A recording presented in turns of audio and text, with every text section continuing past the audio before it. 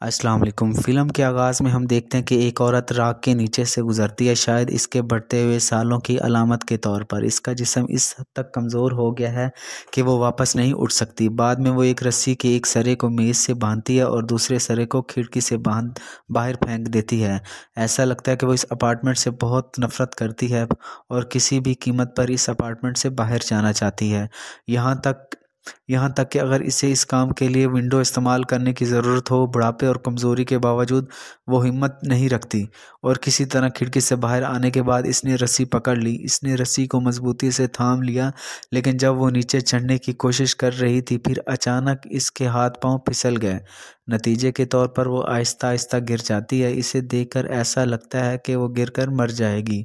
इसी दौरान इसके पाँव रस्सी से फंस गए और इसके पास ज़मीन पर गिरने से बचने का रास्ता है, क्योंकि वो ज़मीन के बिल्कुल करीब थी। तो वो खुद वहाँ से निकलने की कोशिश करती है, लेकिन वो नहीं निकल पाती, क्योंकि रस्सी दोबारा से इसे अपने अंदर खींचना शुरू कर देती है। इसी दौरान इसकी मसनूई दांत गिर जाते हैं। रस्सी इसे खींचने के बाद अपार्टमेंट में ले आती है और वो खिड़की बंद कर देती है, लेकिन हम इसे नहीं देख सकते। ये एक गैर मर्ई ताकत हो सकती है। बाद में ऐना नामी एक खातून को दिखाया गया है, जिसकी उम्र तकरीबन 25 साल है। वो इस अपार्टमेंट में किराए पर रहने के लिए आती है। इमारत के मैनेजर और पिछले किराएदार ने इसका इस्तकबाल किया। इसके किराएदार को देखकर हम समझ सकते हैं कि ये वही बूढ़ी औरत है जिसे हमने पहले देखा था। फिर वो इस घर को देखने लगती है, जो इसे बहुत पसंद है। फिर बाद में मैनेजर ने इसे किराए की थोड़ी रकम बताई। वो बहुत पुरजोश हो जाती है। वो सोचती है कि एक सस्ता और आरामदाह अपार्टमेंट हासिल करना वाकई अच्छा है।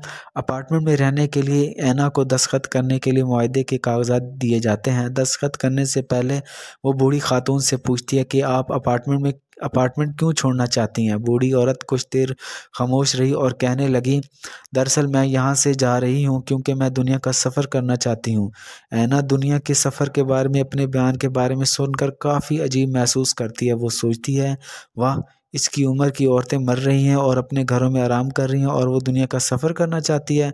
बाद में ऐना इन्हें अपने बारे में बताना शुरू करती है। मैं इस शहर में नई हूँ और अपने दोस्त के साथ आई हूँ, लेकिन हम लड़े और इसीलिए मैं यहाँ आई हूँ।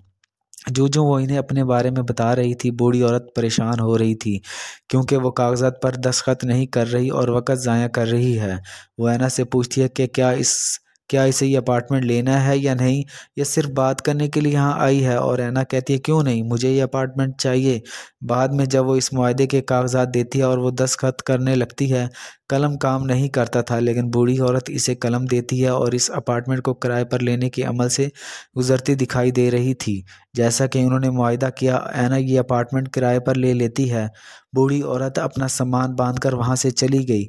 ऐना को अपार्टमेंट की चाबियाँ देते हुए मैनेजर ने इसे कहा, फ़िक्र मत करो, और अगर आपको किसी मदद की ज़रूरत हो तो मुझे कॉल करें, मैं आ जाऊँगा। ये कहकर वो भी चला जाता है और बाद में ऐना घर की सफाई करने लगती है। अपने सामान का बंदोबस्त करने के बाद ऐना दीवारों को रंगने लगती है, क्योंकि दीवारें काफ़ी गंदी और पुरानी लग रही थीं। अपार्टमेंट भी बहुत गंदा और धूल थी। वो सारा इज़ाफ़ी सामान बाहर फेंक देती है और बाद में कपड़े की मदद से धूल साफ़ करना शुरू कर देती है। बाद में वो इस गंदे कपड़े को भी बाहर फेंक देती है। जब वो खाक फेंक कर वापस लौटती है तो इसे एक हैरानकुन चीज़ नज़र आती है। वो मिट्टी जो वो पहले साफ़ करती थी, वहीं वापस आ गई। यही नहीं, बल्कि इसने जो पेंटिंग चस्पा की थी वो पुरानी नहीं थी, पहले से कहीं ज़्यादा धूल वहाँ जमा हो गई थी। यहाँ तक कि इसने जो ताज़ा फल रखे थे वो भी बोसीदा हो चुके थे। वो कपड़ा भी वापस आ गया जो इसने खाक छनने के बाद फेंक दिया था। ये देखकर इसे अजीब-सा एहसास होता है और वो काफ़ी डर भी जाती है, लेकिन फिर भी इस पर तवज्जो नहीं देती। इसी जगह को दोबारा साफ़ करना शुरू कर देती है। जब वो इसी जगह को साफ़ करती है, ये दोबारा पुराना और गंदा हो जाता है। सबसे हैरानकुन बात ये थी कि इसकी उम्र तकरीबन 25 साल थी, कि इसकी आँखों के नीचे स्याह हलके हैं और इसके चेहरे पर झर्रियाँ हैं। ये ज़्यादातर बूढ़े लोगों के पास है। बाद में वो थक जाने के बाद सोफ़े पर सो जाती है। रात को रेडियो खुद ब खुद शुरू हो जाता है। हैना जाग जाती है और वो जागने के बाद इसे ऑफ़ कर देती है। वो अपने चेहरे को देखती है और ये काफ़ी बदल गया था। वो अपनी उम्र से बड़ी नज़र आती है। बातें इसकी समझ से बाहर हो जाती हैं। इसका मतलब यह है कि घर की मिट्टी में बदल जाना और वो बूढ़ी नज़र आने लगी, और तब्दीली और वो नाराज़ होने के बाद बराह रास्त मैनेजर के पास जाती है और इससे कहती है कि तुमने मेरे साथ क्या किया, आपने मुझे वो अजीब व गरीब अपार्टमेंट दिया है, ये बहुत अजीब है और वहाँ ज़रूर कुछ है, वहाँ कोई भी रूह या भूत जो चीज़ों को दोबारा गंदा करता है। देखो, इसने मेरे चेहरे को नुकसान पहुँचाया है और मेरी आंखों के नीचे स्याह हल्के और झर्रियाँ डाल दी हैं। अगरचे मेरी उम्र इतनी नहीं है जितनी मैं देख रही हूँ, इसलिए मुझे मेरी पेशगी की रकम वापस कर दो। ये सुनकर एम.ए. नागर इससे कहता है, नहीं, मैं तुम्हें एडवांस पैसे नहीं दे सकता, ये मुमकिन नहीं है। और ये कहकर वो ऐना को मुआहदे के कागजात दिखाता है। वो इससे कहता है, देखो, इस पर साफ लिखा है कि पुराना किराएदार इस वक्त तक घर नहीं छोड़ सकता जब तक कि नया किराएदार ना आ जाए। छोटे फ़ॉन्ट से लिखा गया था। ऐना इसे अपनी नंगी आंखों से नहीं देख सकती। वो इसे देखने के लिए हाथ का गिलास इस्तेमाल करती है। इसकी मदद से ये आमतौर पर छोटी एशिया को बड़ी के तौर पर देखने के लिए इस्तेमाल किया जाता है। ऐना ये सुनकर पागल हो गई। वो इस कदर गुस्से में आ जाती है कि वो मैनेजर को पुलिस के बारे में धमकी देती है। ये सुनकर वो सुकून से बैठ गया जिससे इसे तकलीफ़ ना हो। वो इसे सिर्फ अपने अपार्टमेंट में वापस जाने को कहता है क्योंकि आप कहीं भी नहीं जा सकते, ये मुआहदे पर लिखा है। और वो जाती है। बाद में ऐना तिब्बी इलाज के लिए एक क्लिनिक जाती है और इसकी रिपोर्ट्स तलब करती है ताकि वो मैनेजर के बारे में पुलिस को रिपोर्ट्स कर सके और अपार्टमेंट के बारे में भी। और डॉक्टर इसे देखने के बाद कहता है कि 25 साल की उम्र में चेहरे पर बालों और झर्रियों का होना काफ़ी छोटी बात नहीं है, ये बात बहुत बड़ी है, लेकिन इसका पुलिस रिपोर्ट से कोई ताल्लुक नहीं है। ये सुनकर ऐना ने गुस्से से जवाब दिया, मुझे मत बताओ कि क्या करना है, मैं वही करूँगी जो मुझे सही लगेगा। ये कहकर वो अपना शनाख्ती कार्ड बाहर ले आई, लेकिन बदकिस्मती से इस पर कुछ नहीं था क्योंकि वहाँ सब कुछ मिट चुका था। ऐना इस अपार्टमेंट से तंग आ चुकी थी, इसलिए वो वहीं नहीं जाना चाहती थी। वो रात गुजारने के लिए होटल जाती है और रिसेप्शन इससे इसका शनाख्ती कार्ड मांगता है। हम जानते हैं कि इसने ऐसा नहीं किया क्योंकि इसे हटा दिया गया था, इसलिए इसे इसके लिए ज़्यादा रकम अदा करनी पड़ती है। रात को जब वो सो रही थी तो अचानक जाग उठी। वो जाग नहीं पा रही थी और काफ़ी कमज़ोरी महसूस कर रही थी। फिर चौंका देने वाली बात सामने आई। वो एक बूढ़ी औरत बन गई है जिसकी उम्र तकरीबन 80 साल है। इसके चेहरे और बालों पर झर्रियाँ हैं। ज़ाहिर है कि वो बूढ़ी हो जाती है और वॉशरूम में आने के बाद इसे खांसी आने लगती है। अचानक इसके दांत टूट गया और वो गिर गए। अगले दिन ऐना इस अपार्टमेंट में जाती है और मैनेजर से मिलती है। इसे ऐसी हालत में देखकर मैनेजर परेशान नहीं होता बल्कि इसे कहता है कि आपको तमाम असूलों का ख्याल रखना होगा जिसमें साफ लिखा था कि आप बाहर नहीं जा सकते। अब पता चला है कि जो भी मुआहदे पर दस्तखत करता है, अगर कोई बाहर जाने की कोशिश करता है तो इसकी उम्र बढ़ती जाती है और वो मरते दम तक वहीं रहते हैं। बाद में झरनी इसे बताती है कि ये अपार्टमेंट काफ़ी अजीब और मुनफरद है। ये अकेला रहना पसंद नहीं करती, ये हमेशा किसी के साथ रहना पसंद करती है, इसलिए वहीं रहने के लिए हमेशा किराएदार की ज़रूरत होती है। मैनेजर से बात करने के बाद ऐना अपने अपार्टमेंट में चली जाती है। वही भूत भरा कमरा। थोड़ी देर बाद मैनेजर को मालूम हुआ कि इसका माचिस का डब्बा गायब है और वो सोचता है कि शायद ऐना ने इसे अपने साथ ले लिया हो। तो वो इसके अपार्टमेंट की तरफ भागता है और देखता है कि इसका कमरा अंदर से बंद है। अब हम ऐना को अपने कमरे में आग लगाने के लिए हर जगह शराब फेंकते हुए देखते हैं। वो माचिस की स्टिक को रोशन करती है, लेकिन बदकिस्मती से ये नहीं जलती। जब ऐना माचिस के स्टिक को रोशन करती है और इसे फेंकती है तो इसमें आग नहीं लगती। इसकी इस हरकत से अपार्टमेंट गुस्से में आ जाता है। इसे सज़ा देने के लिए इसका दम घुटने लगता है और कपड़ा मुंह में डालने के बाद इसका दम घुटने लगता है।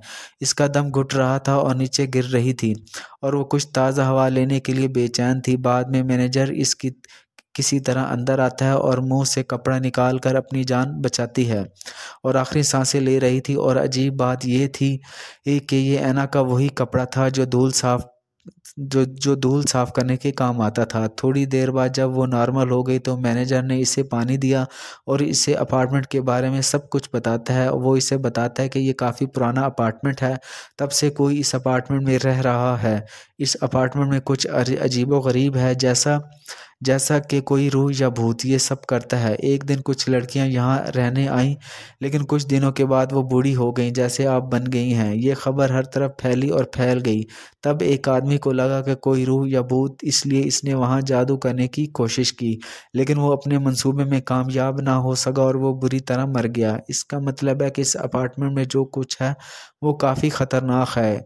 इसे यहाँ किसी किस्म की गड़बड़ पसंद नहीं है। इस वजह से हुकूमत ने इस महकमे के बारे में सोचना भी छोड़ दिया है और इसे खुफिया रखा, और पुलिस भी यहाँ आने से डरती है।